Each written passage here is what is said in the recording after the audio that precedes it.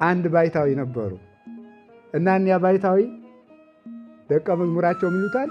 ልክ ከጅብና ከነምር የበለጠ አንድ ክፉ አውሬ ያለ የሚኖር መቃብር ቤት ውስጥ እየመጣ አውሬ ያድንና ከሱ ያነሱ አውሬ ያድንና መጥቶ የሚበላው መቃብር ቤት ነው እና አንበሳ ነምር ሁሉ የመግደል ኃይል ያለው አውሬ ነው። ከዛ ምን ይሉታል? ደቀ መዝሙራቸውን ለመፈተን ባይታዊው ሂድና እንዲህ ያለ አውሬ ያለ ከሱ ከሚበላው ስጋ ቀንሰ ለኔ ያምጣልኝ አለ።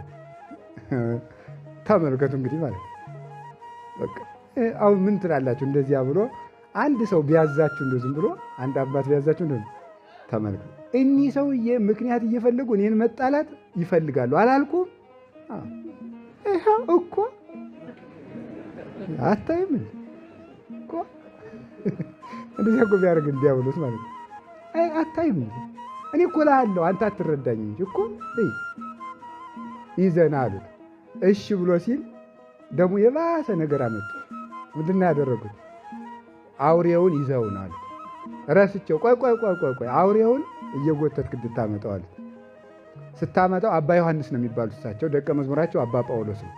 አባ ዮሐንስ ና ብለዋል ብለው ይዘውን አሉ። ከዛ ይሄድ ሲያየው አውሬውን ሲያየው እሱ አውሬውም እሱን ሲያይ ቤት አለ። ተቆጣበት።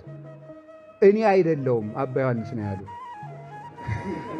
እና እኔ አላልኩም እሳቸው ነው ያሉ አሉ። አሁን ልብ በሉ።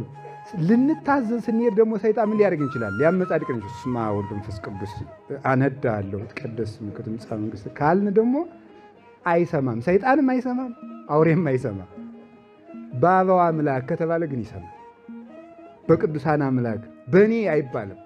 በቅዱሳን አምላክ ከተባለ ይሰማል። አሁን አባቶቻችን እንደሚነግሩን በዋልድባ አሁን ጥሩ እምነት ያለው መነኩሴ ከሆነ በበረሃው ሲሄድ አውሬ ቢገጥመው ግፋ አበው ብሎ ከተናገረ አውሬው ይቆምለታል። ግፋ አበው ማለት አበው በደረሰባቸው ግፍ ማለት ነው። ቅዱሳን በተቀበሉት ግፍ ይዣለሁ ማለት ነው ከተባለ ይሄ ከገዳሙ ምዶ መነኩሴውም ሲጣላ መጋቢውን ሄዶ ግፋ አበው መቁንን እንዳይሰጡት እገሌን ሰድቦኛል አለ። አይሰጡ በአበው ግፍ ይወታሉ እንዳትሉ ደግሞ እየሄዳችሁ መጋቢ እንዳታስቸግሩ። ችግር እኮ ነው ደግሞ አንድ ነገር ከተነገረ። ስለዚህ ና ይዞ አባ ዮሐንስ ና ብለዋል። ሄደና ና እየጎተተ እንደ በግ ይዞት ነው። እንደ በግ እየጎተተ የማይቻለውን የሚያስችል ማን ይባላል?